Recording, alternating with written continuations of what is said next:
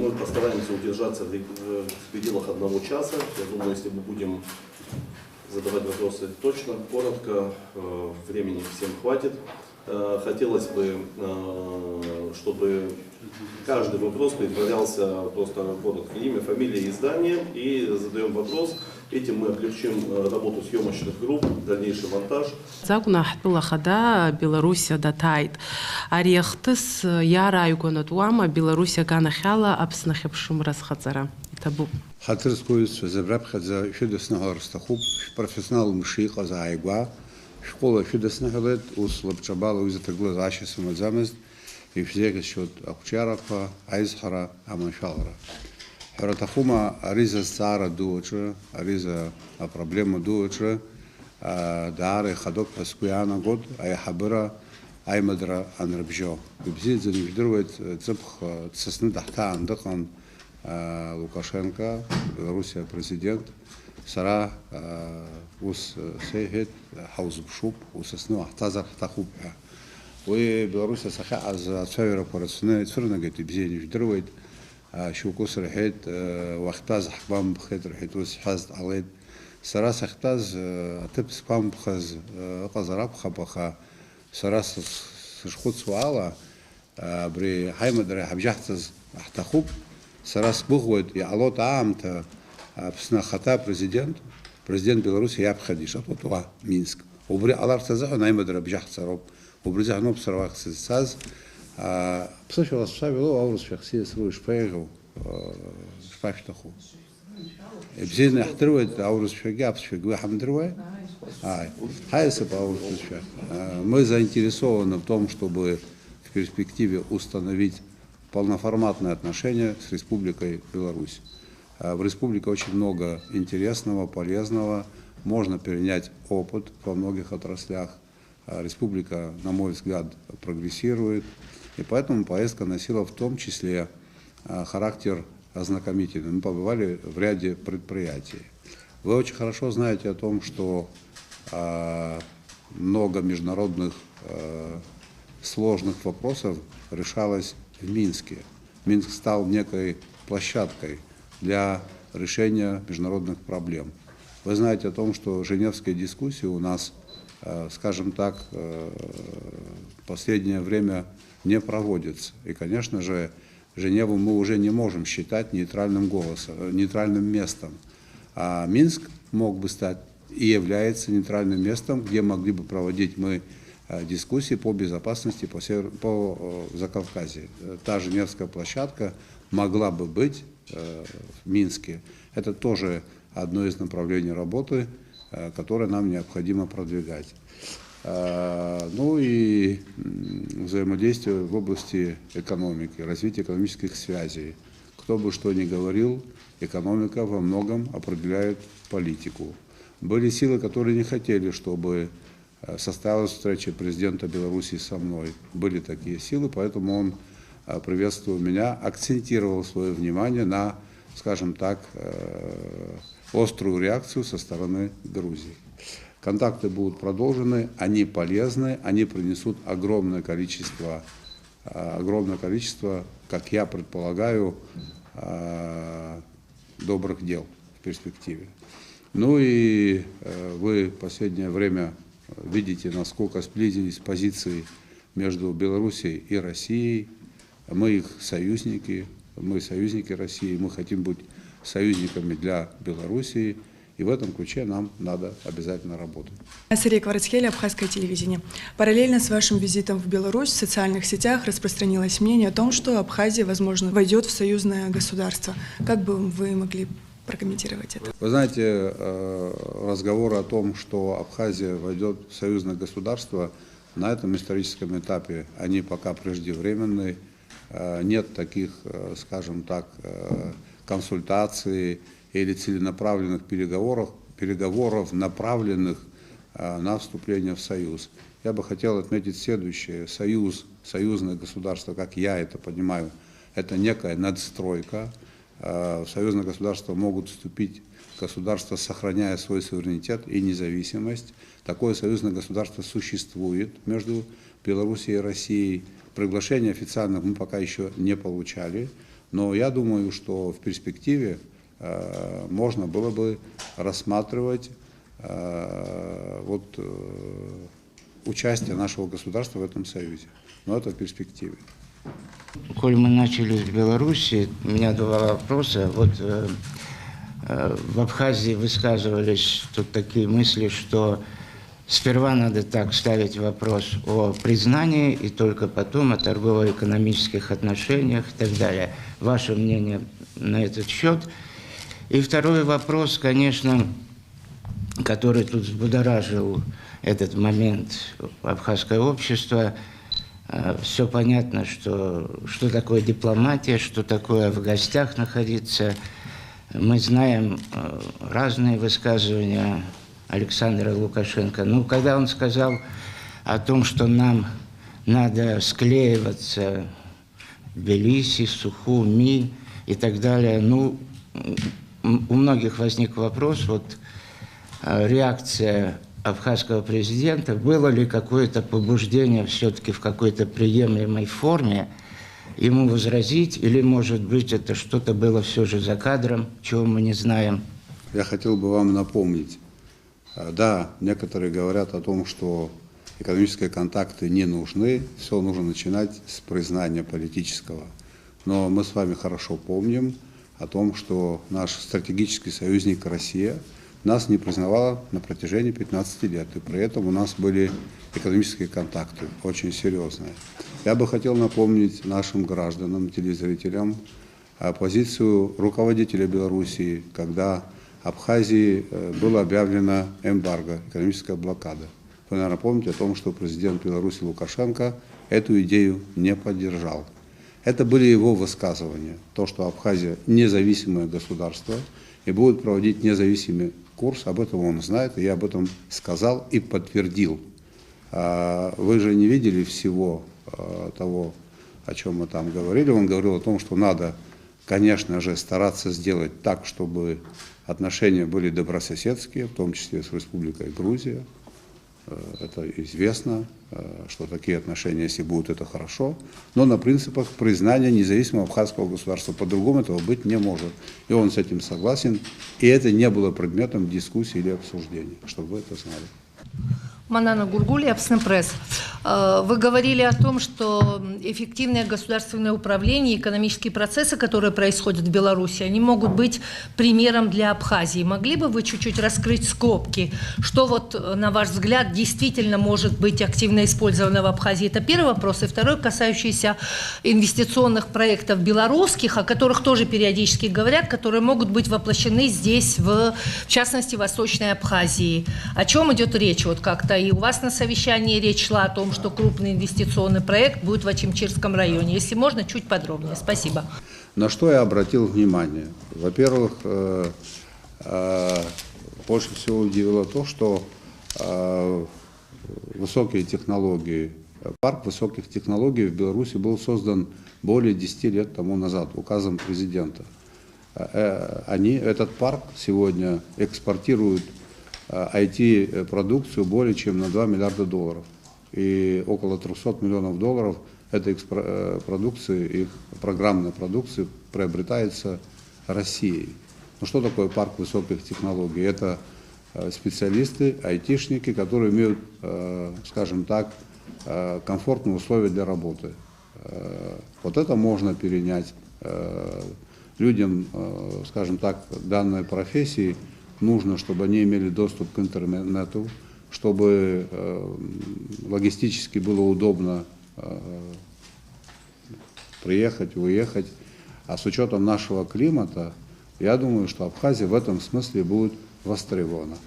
Это не вредное производство, это люди, интеллектуалы, которые работают и платят огромную сумму денег в бюджет республики и экспортируют высокотехнологичную продукцию. Этот опыт нам можно и нужно перенять, и мы обязательно этим будем заниматься. Примерно то же самое было в Татарстане. Я по итогам поездки в Татарстан вам рассказывал. И специалисты Татарстана, и белорусские специалисты говорят о том, что на рынке, там, на нашем большом российском, белорусском, абхазском, востребовано еще до 1 миллиона такого рода специалистов. и они ищут места, удобные для своей работы. Таким местом может быть Абхазия. Это меня приятно удивило. Приятно удивило то, что промышленные предприятия, флагманы, такие как тракторный завод белорусский, он очень динамично развивается. Всеми нами знакомый завод «Горизонт» телевизоры. Вот нам продемонстрировали новые образцы телевизоров, которые работают в режиме и телевизора, и в режиме обычного окна. Прозрачное стекло, отключаешь, это как стекло. Это может быть в метро, это может быть в здании, включаешь, это телевизор. Высокотехнологичные. Это специалисты, энерго не очень затратно. Вот этому можно было бы научиться. Очень высокого качества белорусская продукция сельского хозяйства.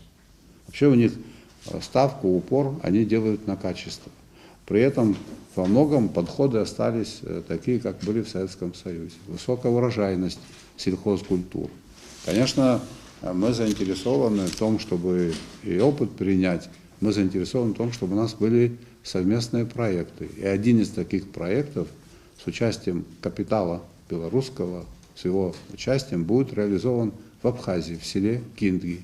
Это санаторно-курортный объект. Там будет, там будет не менее 250 рабочих мест. Не менее 80% работающих на этом объекте будут граждане нашей Абхазии. Это развитие Восточной Абхазии, это налоговые существенные поступления и многое-многое другое. Мы создали торговый дом, так, да? Торговый дом. В рамках этого торгового дома первые контракты подписаны на поставку нашей продукции, винной, вино и... Вино на белорусский рынок. По инициативе товарищей есть такая возможность, мы, наверное, этим воспользуемся в качестве гостей, принять участие в Славянском базаре. Это тоже, на мой взгляд, очень интересно в плане пропагандирования нашей культуры, в плане пропагандирования абхазского флага. Вот такие вещи, на мой взгляд, важны, и мы ими занимаемся.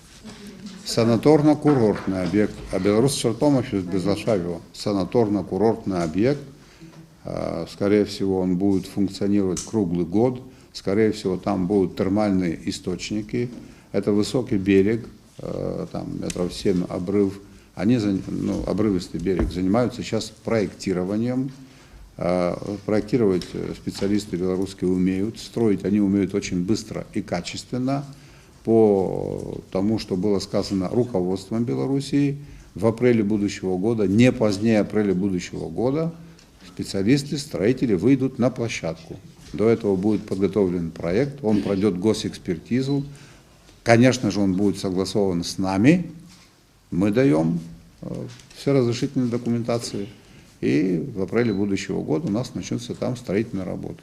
Красивого современного объекта, который будет приносить огромную пользу в виде налогов и так далее. Продолжая тему Белоруссии, кроме контактов в экономической сфере, какие еще направления были обсуждены, какие договоренности были достигнуты по линии оборонных ведомств и спецслужб? Были обозначены вопросы, которые в настоящее время находятся в работе. Никаких пока договоренностей в этом ключе нет. Мы примерно понимаем, с чем можем столкнуться. Вы, наверное, слышали о том, что мы уделяем особое внимание нашим вооруженным силам, и кое-какие, скажем так, в решении кое-каких вопросов могут быть использованы возможности Беларуси. Так, пока так, могут быть, еще не факт. Если можно, от Беларуси к визиту, вашему рабочему визиту в Москву. К сожалению, было много кривотолка в разных телеграм-каналах, социальных сетях. Как вы оцениваете вашу рабочую поездку последнюю и каковы ее ощутимые результаты? Ощутимые результаты они должны быть, они в известной степени уже есть. Хотя бы даже то, что осуществляется переток электроэнергии, и он будет осуществляться до конца текущего месяца. Это та помощь, которая оказывается Российской Федерацией Абхазии. Это несмотря на то, что сейчас, в настоящее время, нельзя говорить о том, что в России есть избыток электроэнергии, они поставляют на новые территории. Несмотря на это, они остаются верными своему союзническому долгу, и в рамках наших договоренностей мы получаем переток. Да, есть определенные ограничения, но если не было бы поддержки Российской Федерации в этом вопросе, ситуация была бы еще сложнее. Мы обсуждали эту проблему. Мы обсуждали, у нас находится в проработке несколько документов. Они требуют определенного времени, согласования позиции.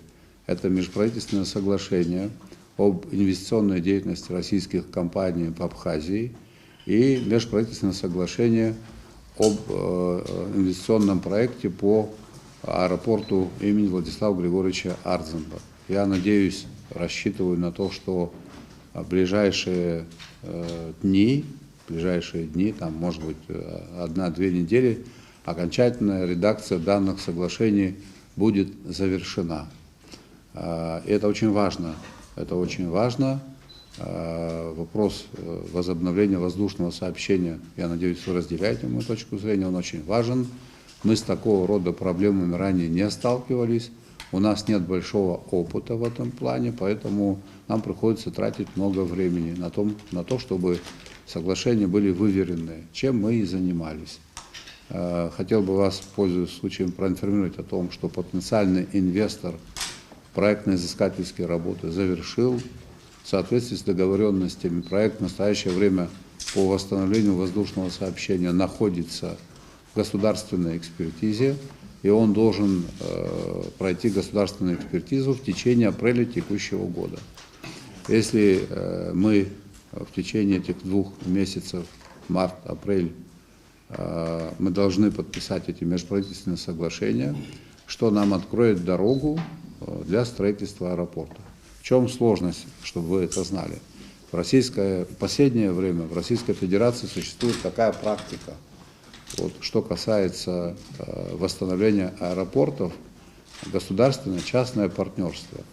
Это не только в Российской Федерации, такое партнерство во многих государствах, в соответствии с которым частный бизнес строит аэровокзальный комплекс, берет на себя вопросы, связанные с топливосоплавочным комплексом и так далее. Это частный бизнес вкладывает деньги вот в такие вещи. А государство строит полосу, рулежные дорожки, приобретает оборудование для организации воздушного движения, приобретает оборудование для управления воздушным движением, обеспечивает работу службы авиационной безопасности. Там соотношение затрат примерно 65/30, это в зависимости от того, какой аэровокзальный комплекс.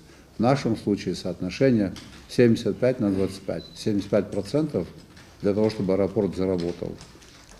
По идее, должно было бы вложить государство. У нас этих денег нет.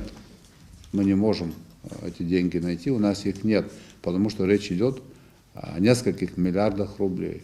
Там сумма несколько миллиардов рублей. Денег нет, соответственно, мы ищем такого инвестора, который на себя эти все расходы возьмет и по аэровокзальному комплексу, и по полосе, и по рулежке, и по тем объектам, которые будут принадлежать государству.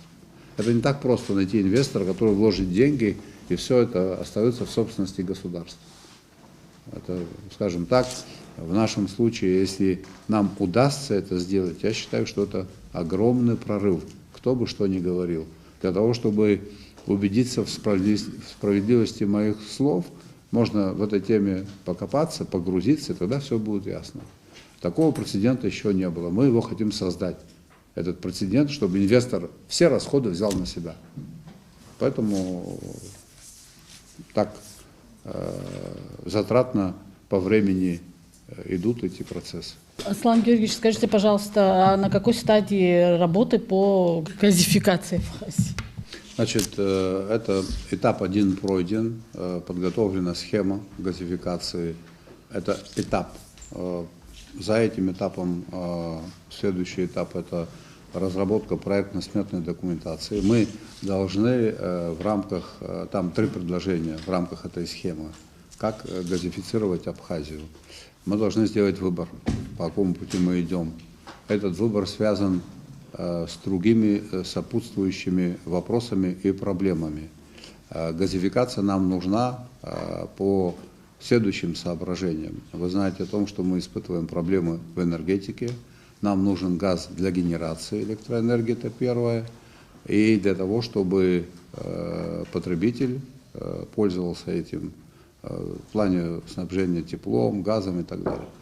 Поэтому следующий этап – это проектно-сметная документация. Вот я думаю, что это будет не ранее второй половины этого полугодия, мы определимся, по какому пути будем идти. Опять-таки источника финансирования у нас нет. Нам придется просить российскую компанию «Газпром». У них есть такая практика, когда они это все делают. Или нам надо будет искать какие-то дешевые заемные средства, что в наших условиях очень сложно, что в наших условиях очень тяжело. Но мы такой вариант тоже не исключаем. Первый этап пройден, мы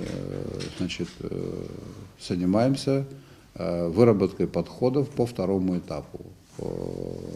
Какой вариант, кто за чьи деньги, или это делает государственная компания, соответствующий тариф будет, или если мы сможем найти какие-то дешевые деньги, чтобы тариф был немножко другим. Вот сейчас идет работа над такими подходами. Эта работа требует времени, потому что у нас тоже ни у кого нет, я это говорю ответственно, я не хотел бы говорить уверенно о тех вещах, в которых не разбираюсь, как это часто у нас бывает. У нас нет опыта строительства газопроводов и так далее. Мы вынуждены обращаться к нашим союзникам за компетенциями, за советами и самим тоже учиться по ходу. Поэтому такая вот история. Но газификация нам нужна, и мы должны эту проблему решить. Она нам чрезвычайно нужна. Она снимет огромное количество проблем. Я хочу такую цифру привести. Она не абсолютно точная, но где-то, вот если мы в зимнее время потребляем до 9 миллионов киловатт-часов в сутки, с учетом того, что у нас злоупотребляют те, кто занимается майнингом, летом эта цифра меньше 5,5. Вот это все, разница зимой, это то, что у нас уходит на отапливание помещений. Вот, понимаете, да, какие большие объемы электроэнергии мы вынуждены тратить для того, чтобы отопить помещение. Эту проблему надо решать. Абхазские власти с этим никогда не сталкивались ранее, потому что такого рода проблемы глобальные в рамках Советского Союза решал центр. Сейчас мы это должны решать сами. Поэтому не так это все быстро, не так просто. Мы не хотим допускать ошибки, мы этим занимаемся. Газета «Псныша» редакторчу, амайнерква брежиш хазрзара яцуна сейзакуанымква, а криптопараква рархаразына республика штаб ейчкау аусурат пешахзаткал. А республика штаб ейчкау аус шоу Сергей Федоров зарабхаб. Ария проблема хара милиционершей СКБ рыбгенага не пахте. Азги тахзам ацхрара ацара из Хавайи избо агулатша ой тахзам нас и расфою паваизмо хба бижба саровяйгва высала особенно проблема хуцерак змази то расчет по астет, перейду на русский язык, там если в семье 5 аппаратов, примерно какое количество электроэнергии они потребляют. И по существующему тарифу, если посчитать, там получается колоссальная сумма. Так критика была вокруг того, что я там ошибся в цифрах. Критиковали то, что президент в цифрах ошибся, а не то, что это носит массовый характер. То, что один наживается, двое страдают, об этом говорят мало. Поэтому мы этой проблемой занимаемся. Решение проблем непростое. Некоторые наши расчеты не оправдались. В чем-то мы просчитались, и такое тоже есть. Но мы занимаемся этой проблемой, и мы ее будем решать. Выход, один из выходов, там, где мы смогли установить приборы учета потребления электроэнергии, ситуация резко поменялась. И специальный тариф может быть использован для этого, что мы хотим сделать. Все идет очень непросто, со скрипом, но идет. Проблема энергетики имеет накопительный характер. Серьезным образом в энергетику никто не вкладывался. Я не хочу кидать камень в чей-то огород, но этого не было, потому что не было возможностей и ряд других причин объективного характера есть причины еще и субъективного характера. Энергетика – это отрасль экономики, в котором работают экономические законы. Продукция, которая выпускается ими, грубо так говоря, должна покупаться. Это продукт. Электроэнергия – это продукт. Так же, как сотовая связь, так же, как и топливо, вокруг которого было очень много разговоров и всевозможных слухов. Энергетика – это тоже продукт. Электричество, его надо покупать, за него надо платить. Конечно, мы хотели бы все это иметь по дешевой цене, но это есть экономические законы, экономические правила, они формируют цену и будут формировать. Я считаю, что у нас в этом плане проблемы, которые имеют место быть, они могут быть решены за несколько лет. Это не за год, не за два, это этапами 5-10 лет. Но ситуацию за 3-4 года можно изменить к лучшему. Я понимаю, что тариф на электроэнергию, который вырос, он для многих, скажем так, высоким является. Наверное, так оно и есть.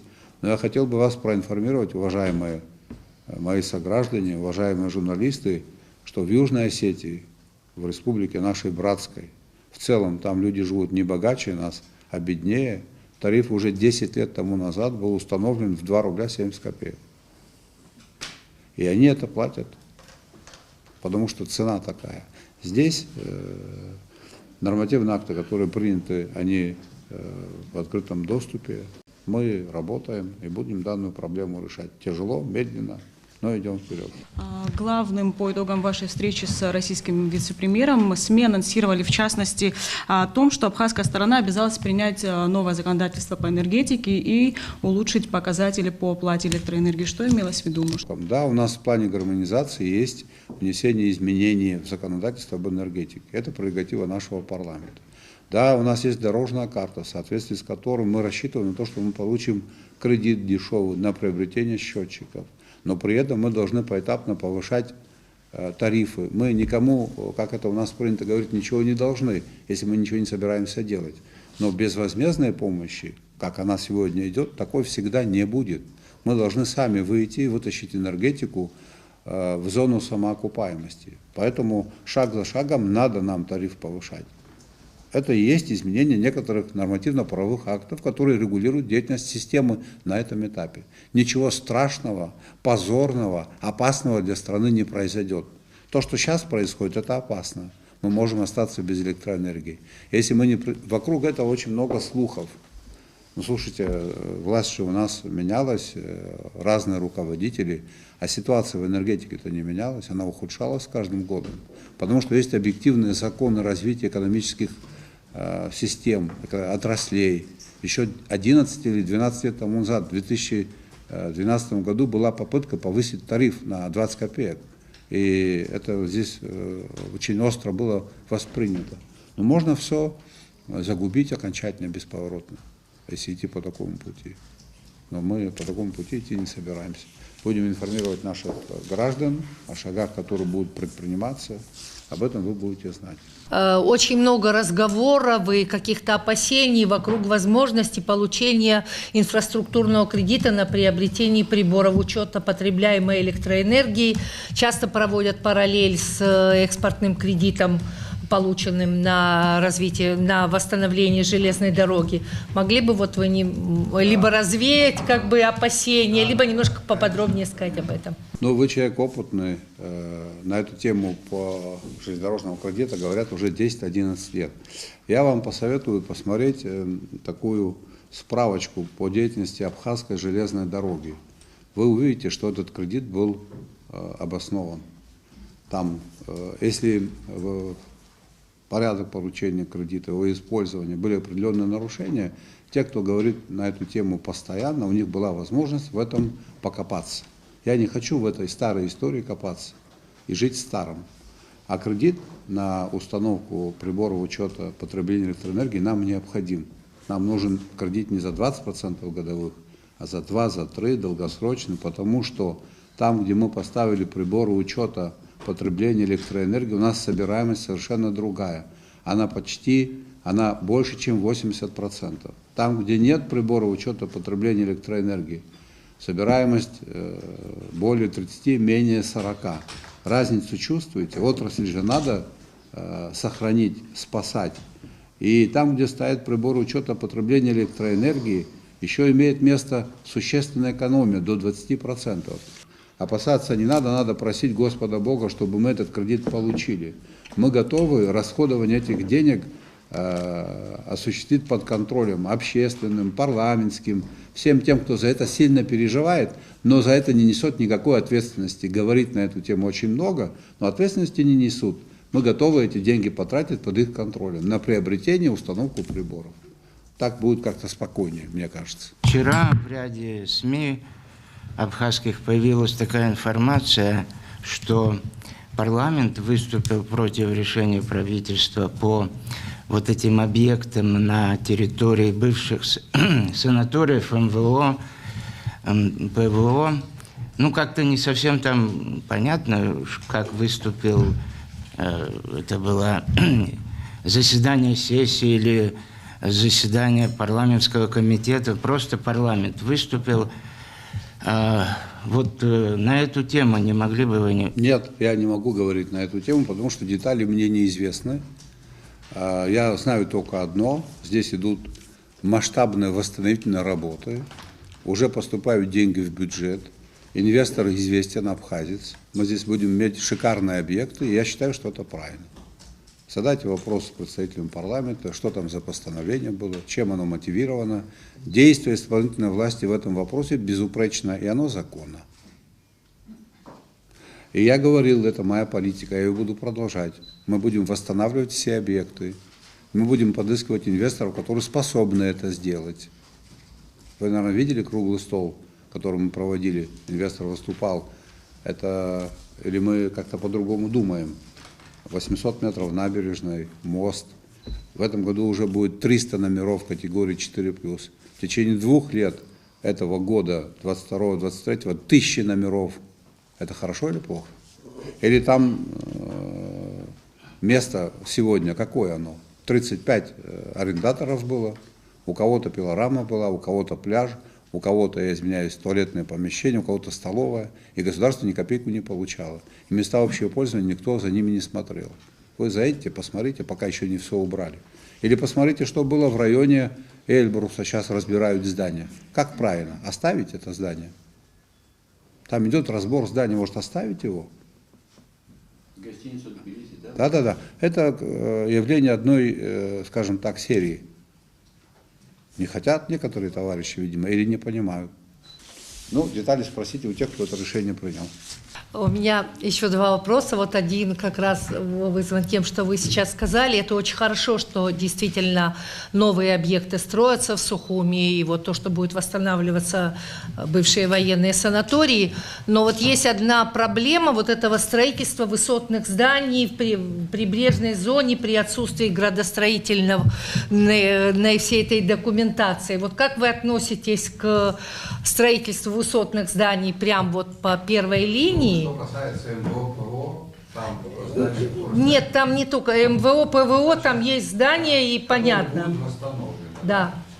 Вот скажите, много новых. Ну, скажите, пожалуйста, а вот эти здания строились, которые уже стоят, высотные здания МВО, ПВО и так далее, по каким нормам и когда? Эти нормы есть. Другое дело, что нет новых, может быть, правил. В рамках существующих норм, кстати, существующие нормы не так были плохи, как казалось. Проблема же не в том, что, как это я вижу, вот я недавно специально обратил внимание на новый Афон.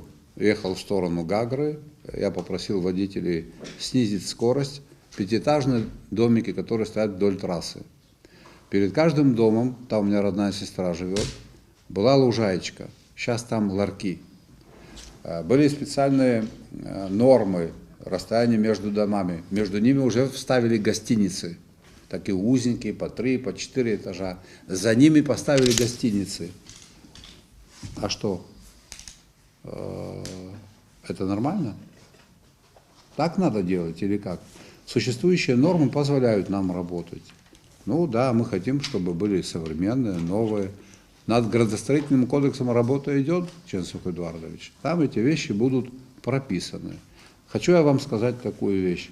Вот этот проект, который будет реализован в районе Эльбруса, на эскизном уровне уже готов. Вы получите колоссальное удовольствие от того, что вы увидите. Это все будет согласовываться с архитектурным советом города. У нас же есть архитектурный совет в каждом городе. Только я не понимаю, как архитектурный совет разрешил там, видимо, временное строение между домами в Афоне, вот такую гостиницу. Ширина гостиницы 3 метра, высота 18. Так. Там, видимо, спят не так, а вот так вот. Это как в Голландии, видимо, налог. Наверное, да. Я вас настоятельно просил бы пройтись по нашему замечательному Афону. Или в районе площади все застроено этими ларьками. Это нормально? Разве это есть хорошо? А здесь будет все по-другому, очень цивилизованно, будут соблюдены правила пространственного зонирования существующие. Инвесторы не будут вкладывать деньги абы как и куда попало. Все будет цивилизованно и красиво. Если можно еще один вопрос.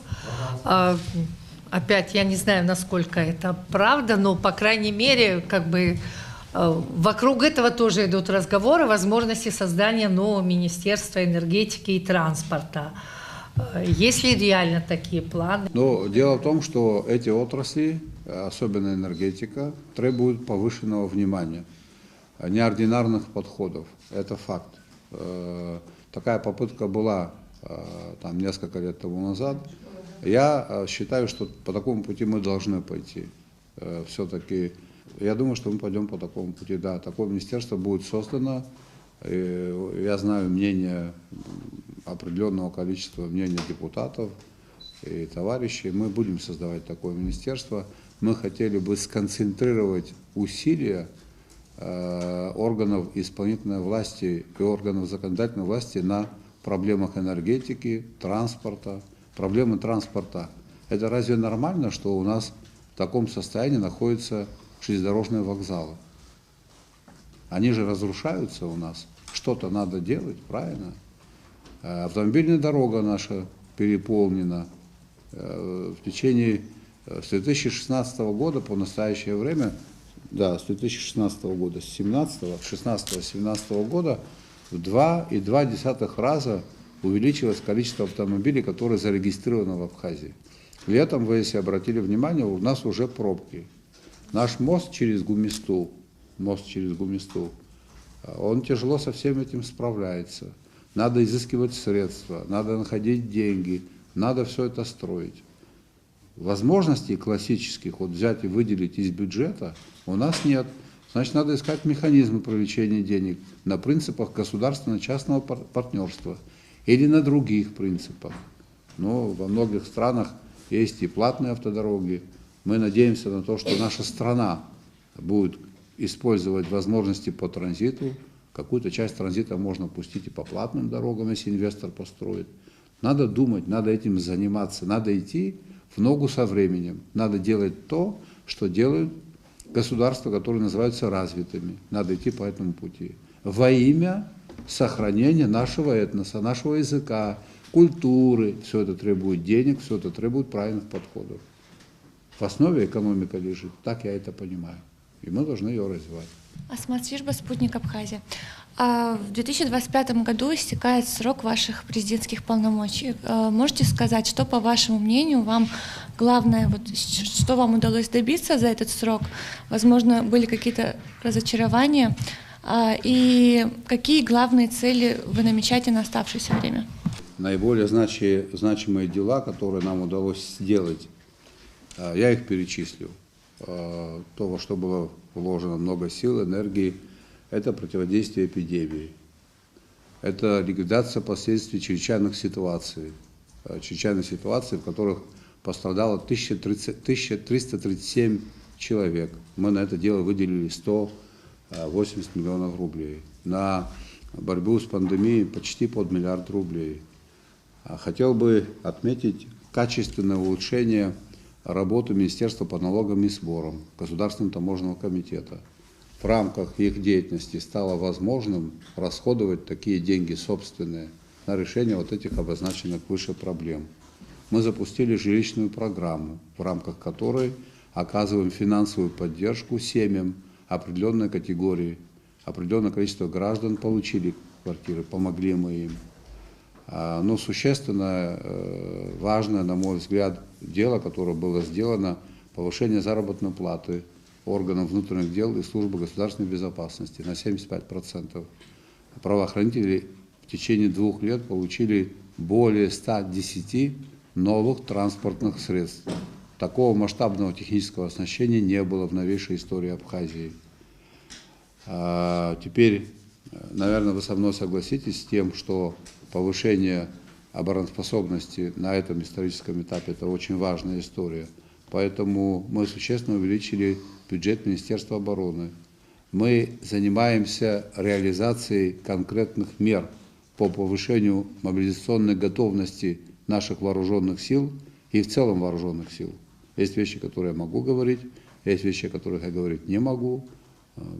Кстати, кое-кого можем повести, показать в закрытом режиме, о чем идет речь.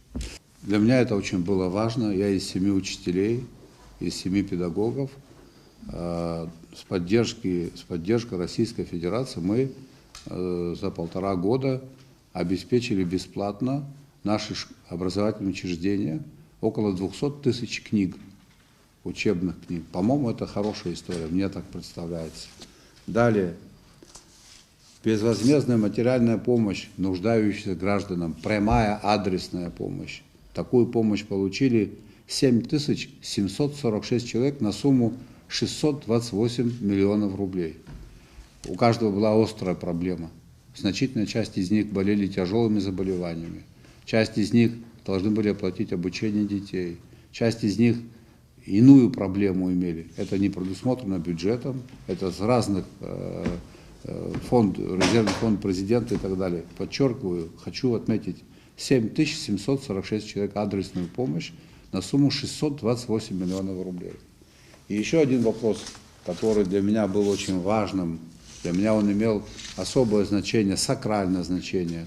Это восстановление дома-музея Нестора Лакоба. В этом году, я надеюсь, мы эту работу завершим. Выдающегося государственного деятеля Абхазии. Дальше. Не буду перечислять дальше. Думаю, этого достаточно. Могу, но не буду. Какие планы? Планы простые. Работать. Это я перечислил то, что мы смогли сделать. Перечень того, что мы не успели сделать, тоже существенное.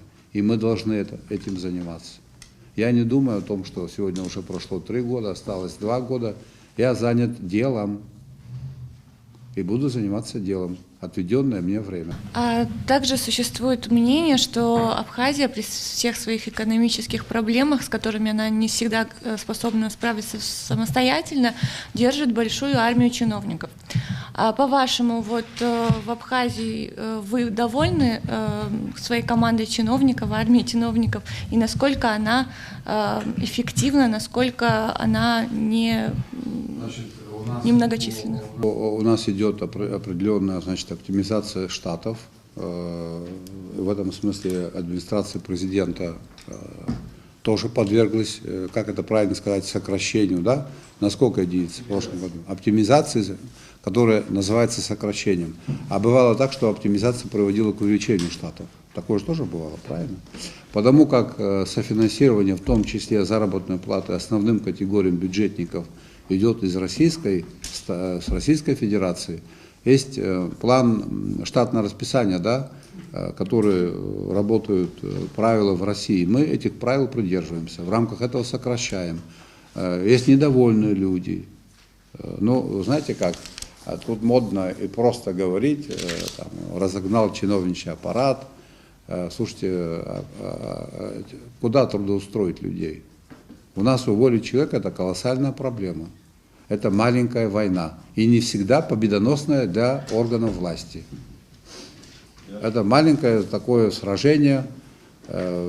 Но если я не хочу говорить имен, не хочу говорить фамилии, у нас были люди, и есть пока еще люди, которые занимают должности по 30-35 лет. Но потихонечку, шаг за шагом, тут и закон о государственной службе, которого нет. Его же нет, Дженцов Эдуардович, да? он нам поможет, мы им занимаемся шаг за шагом. Я все-таки против революции, как-то эволюционным путем, медленно, но верно, но вперед, по правильному курсу. Вот в этом ключе то же самое. А что касается качества работы управленческого аппарата, есть куда расти. Есть министерства и ведомства, коллективы, работой которых я очень доволен. Есть коллективы, работой которых я недоволен. И такое есть. Назвать можете?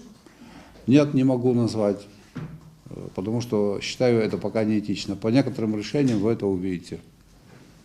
А те коллективы, которыми я доволен, я их вам назвал. Министерство по налогам и сборам, Государственный таможенный комитет, наши правоохранители. Я никогда это не говорил вслух, не хочу их баловать, но они работают. Слушайте, это адский труд. Они работают, есть определенные показатели. Есть неплохие показатели в Министерстве юстиции. И многие. Ну, есть объективные причины, где не получилось. Есть, у нас самая большая проблема.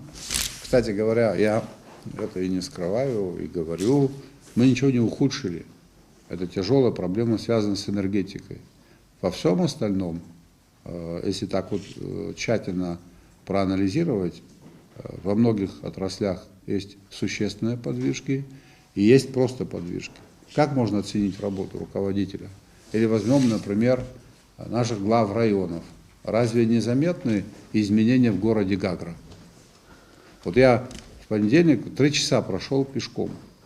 Впервые на собственные деньги, существенные масштабные работы по ремонту общественных мест в Гагре. Это десятки, сотни миллионов рублей. Удалось приобрести единовременно 14 единиц коммунальной техники. Примерно то же самое в городе Сухум.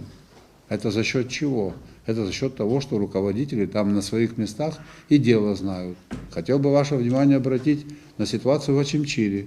Кто там бывал, жил.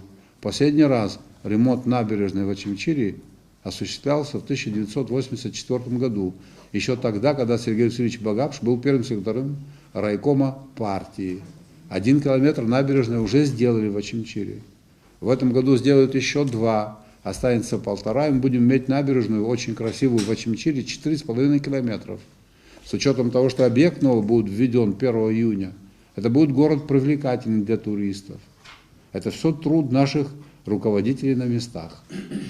Есть те, которые, да, там, сложности. С ними мы поговорим отдельно. Аслан Георгиевич, многие оппозиционные организации заявили о том, что они поддерживают героя Абхазии Вианора Ашпа в проведении акции протеста. А есть еще одна общественная организация, Абхазская национальная конференция. Вот вчера они заявили о том, что пропала связь между властью и общественностью. Намерены вы ли собраться вместе с представителями различных организаций, общественных партий, движений и обсудить сложившуюся ситуацию? Конечно, намерен. Мы постоянно этим занимаемся. Я хотел бы вам продемонстрировать несколько документов. Если вы имеете в виду общественные организации и движения оппозиционного толка, да, то мы пытаемся с ними выстроить диалог. Вот документ, который был направлен руководителям. Этот документ датирован 19 октября 2022 года. Уважаемые руководители такой-то, просим вас принять участие. Мы организовываем комиссию по экономическим реформам.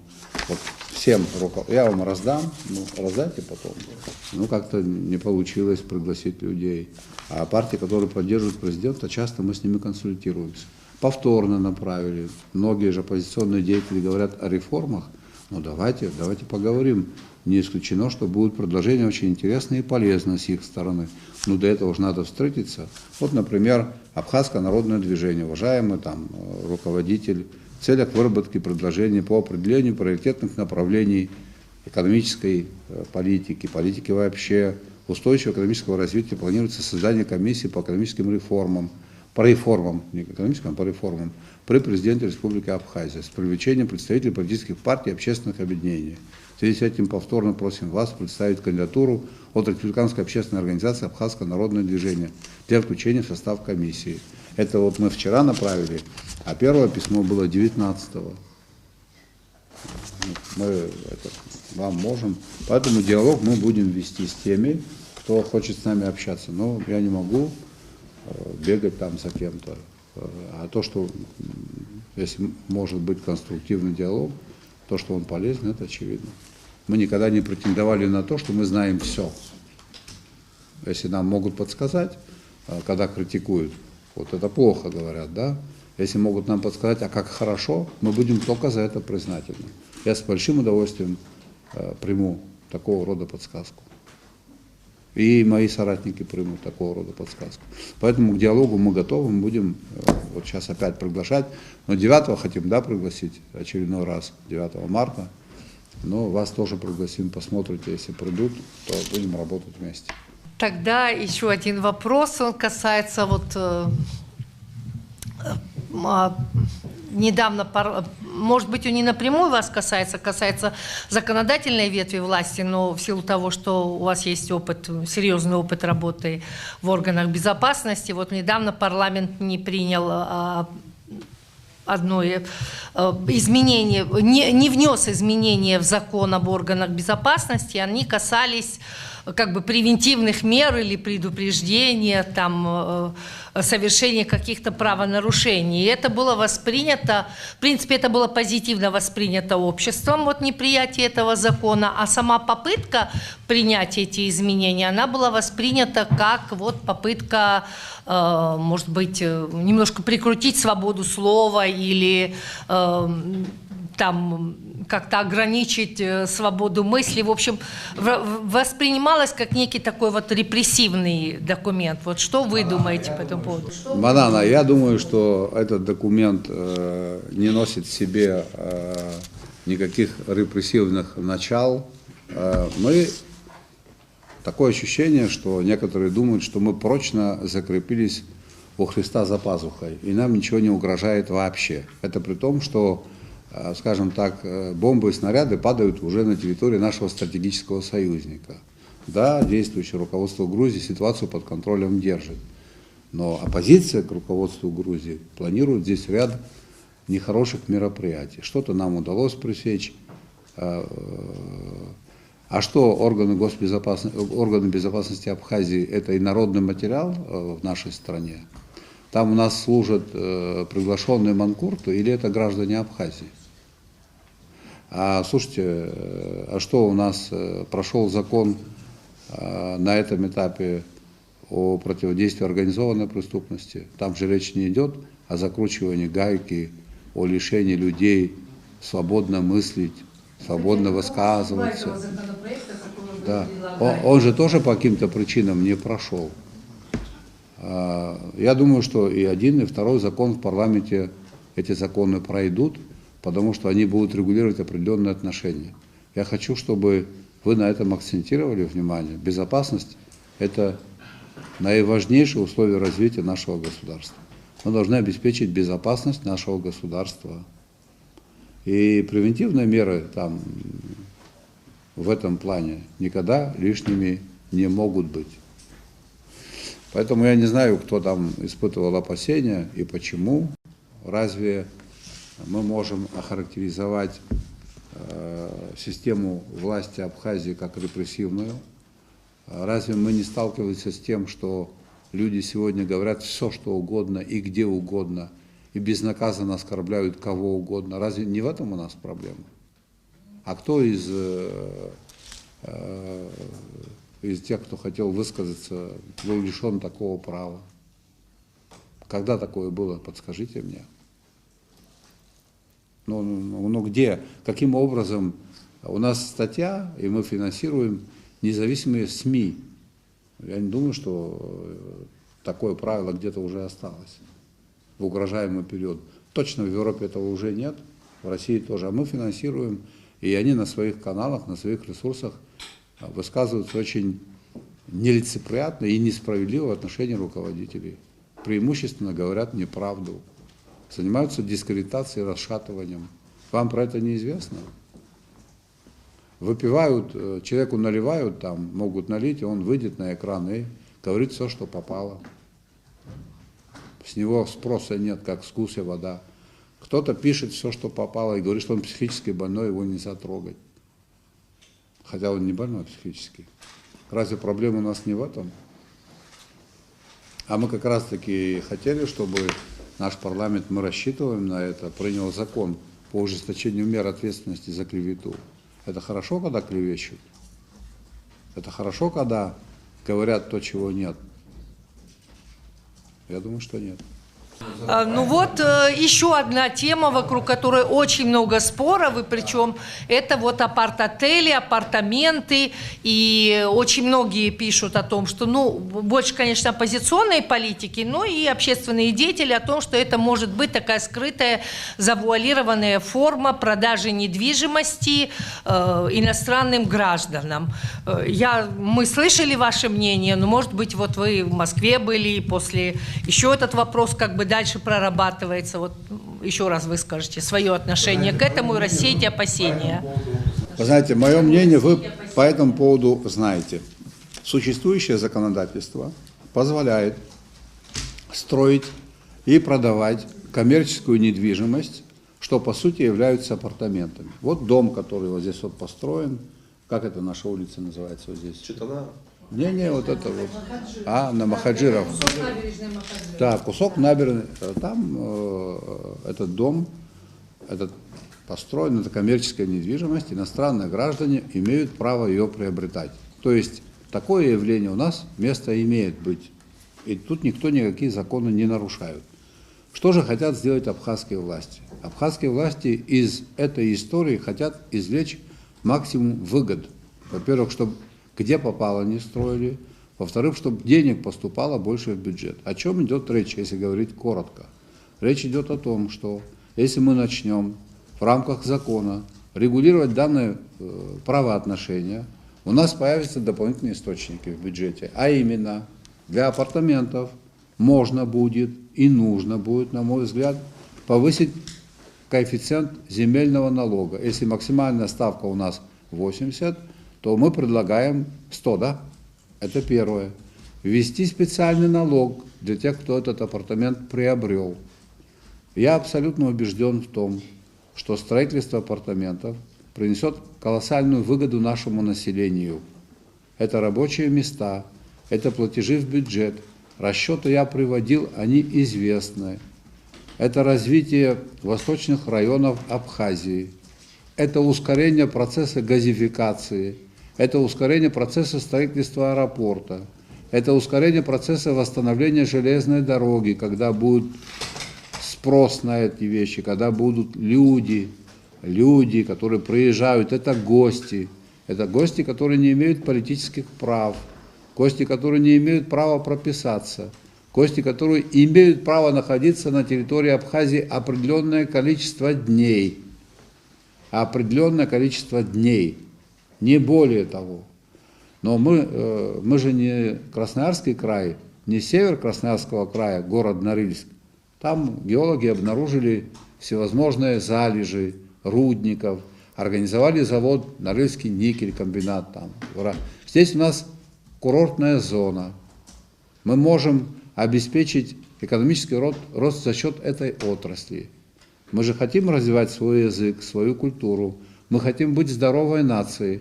Мы хотим, чтобы у нас были спортзалы, школы. Мы хотим, чтобы наши образовательные учреждения были высококвалифицированными. Это все стоит денег. Где вы предлагаете эти деньги взять? В каком месте? Где они лежат? Или те, кто критикуют данный подход, пусть подскажут, в каком месте лежат деньги для развития языка, культуры, истории, для обеспечения безопасности, для полноформатного, полноценного функционирования государственных институтов, для высоких и больших пенсий. Где эти источники финансирования взять? Поэтому данный закон позволит осуществить серьезный рывок в экономике в целом. Строительная отрасль, она, как правило, сопряжена с 10-15 другими отраслями. Вот я на эту тему говорить могу долго, но я уже, наверное, повторяюсь. А если это не повторение, а третий раз, как это будет на русском? Потретиряюсь или как? Да. Ну, я думаю, что вы об этом знаете лучше меня. Просто есть одна проблема, на мой взгляд. Мы информируем население. И, судя по всему, информация, наверное, забывается. Пропагандой мы бы не хотели заниматься, а кто-то занимается пропагандой. И вот эти опасения возникают и так далее. Мы информируем, я вам говорю, что эта история правильная, об этом говорят специалисты, об этом говорят расчеты, и эта история должна быть воплощена у нас здесь, в нашем замечательном городе Сухум, в Гагре, в Гульрипше, в Очимчире. Я вам признателен за сегодняшнюю встречу, за ваши вопросы. Буду признателен за острые вопросы. Мы с вами, надеюсь, развеем все неправильные слухи и кривотолки, которые имеют место быть. Я для вас открыт, это моя позиция принципиальная. Благодарю за совместную работу.